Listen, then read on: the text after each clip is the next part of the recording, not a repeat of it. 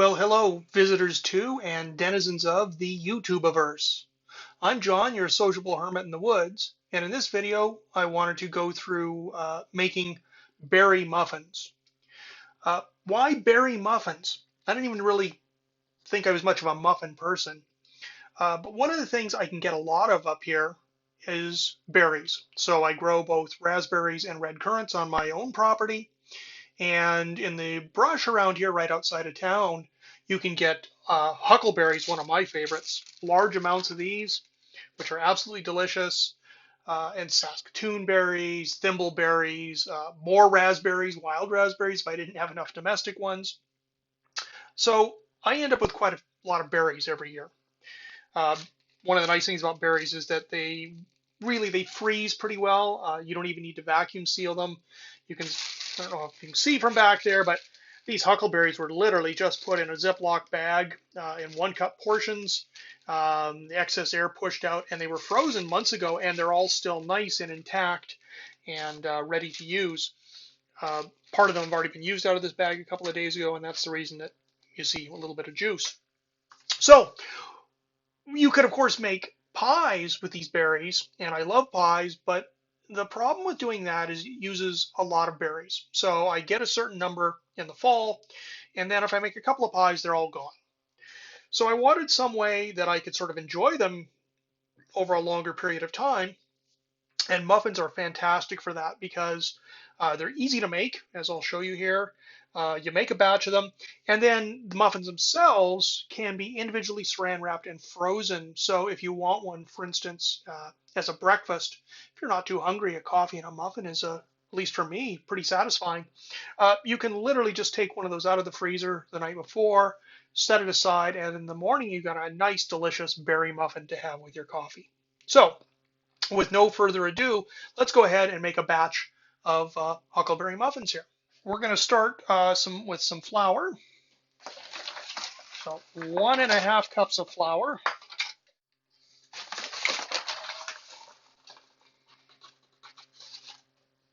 To that, we're going to add 3/4 of a cup of sugar, or maybe a little bit less, depends on your personal taste. I like my muffins not super sweet, so we're going to do just a hint under 3/4 of a cup.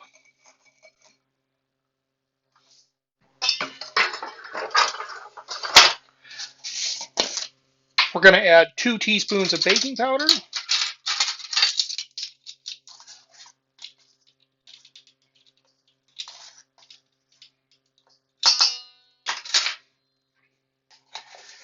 And then just a tiny bit of salt, 1/4 of a teaspoon of salt. And of course, if you want to have good practice, you don't measure your salt out over your mixing bowl. I'm going to live on the edge here because I just am going to today, and this is not too problematic. And there we go. Okay, now you're going to want to take something like a fork and break all this up. So I had a lump of sugar there, break that up, and just whisk all those together, blend all those together as best you can. Like every other baking thing I do these in a very large bowl because I can do all the mixing and kneading and preparation inside one bowl without making a mess anyplace else on my very limited kitchen space.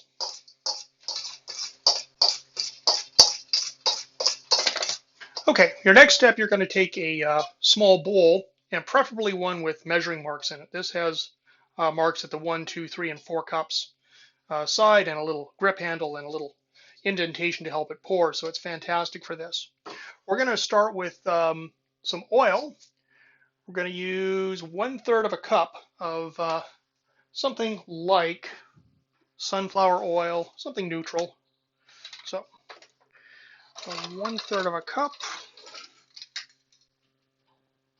Pour our oil in our small bowl. Then we're going to take 1 egg and add that in there.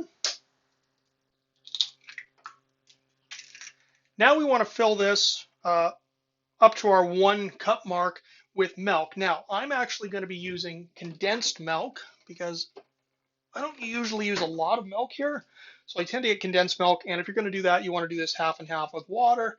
So I'm going to look at where that mark is, and I'm going to eyeball this. I'm going to go halfway of what's needed to the 1 cup mark with condensed milk.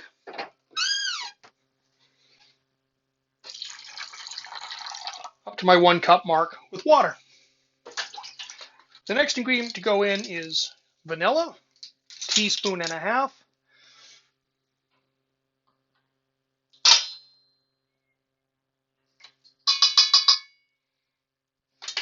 And here's a hint. If for some reason you don't have vanilla handy, you can use dark rum, but you need to use about 2 or 3 times the amount. It's actually not great, but it's an acceptable surrogate. Now we're going to whisk this to blend the egg in, which will help emulsify everything and get all that blended in nicely. Okay, now we're just going to pour this in to our dry mix ingredients, and then we're going to use the fork to blend it in. It's going to be this pretty thick, gooey kind of batter. Okay, once that's pretty well blended, now we're going to take our berries. Now, different recipes call for different amounts. I find that for this size, about a half a cup is good. And since I froze most of my berries in 1 cup increments, what I like to do is pull one out of the freezer on a Sunday morning and use about half of it for making pancakes. And then later in the week, the other half gets used in a batch of muffins. Okay. Take our huckleberries there and blend them in. If you're wondering why huckleberries are uncommon in the store, they can't be grown commercially. Unlike their close relatives, blueberries, which are amenable to plant tissue culture, which is a pretty big business, blueberry tissue culture, to replenish stocks in the fields. Huckleberries have some very, very specific and poorly understood nutrient requirements, growth requirements, likely, I would think, relating to presence of something coming out of rotted conifers, because you almost always find them in areas with cedar or other conifer trees rotting in the soil and covered with moss, and then you find a batch of huckleberries. Anyways, that is why huckleberries are only wild picked, and they are actually very expensive. So it's a real treat to be able to get them here just for going out in the woods for a few hours.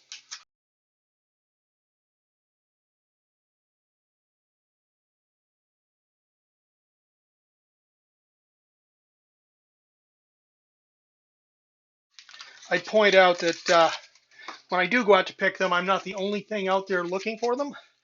So it's smart to carry a hunting rifle along with you. I've never had a bad interaction with a bear when I'm out there looking for them, but you certainly do see both black and grizzly frequently around here when you're out in those areas. Okay, so then we're going to take some muffin cups, drop them into a muffin tin, and then this is kind of the challenging part.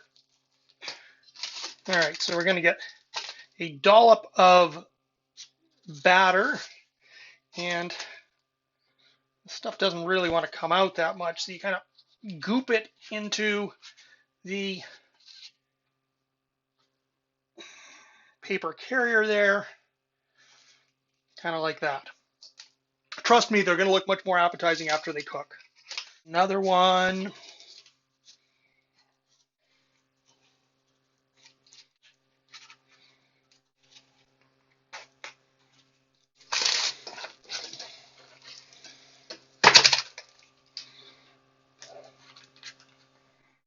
There we go, a batch of 6 of them ready to go into the oven. So that's exactly what you do for the next step. Okay, have your oven preheated to 400 Fahrenheit, and in go your muffins. Okay, and now we wait for 15 to 20 minutes. Take a look after 15. These I used a little bit more liquid. My guess is probably closer to 20. Okay, well, they should be just about ready. Oh yeah, look at those. Beautiful. Turn the oven off, put that down, and let those cool a little bit. And we'll pop them out of there. Boy, those sure look good. And there you have it, the finished product. So these are, of course, delicious when they come out warm.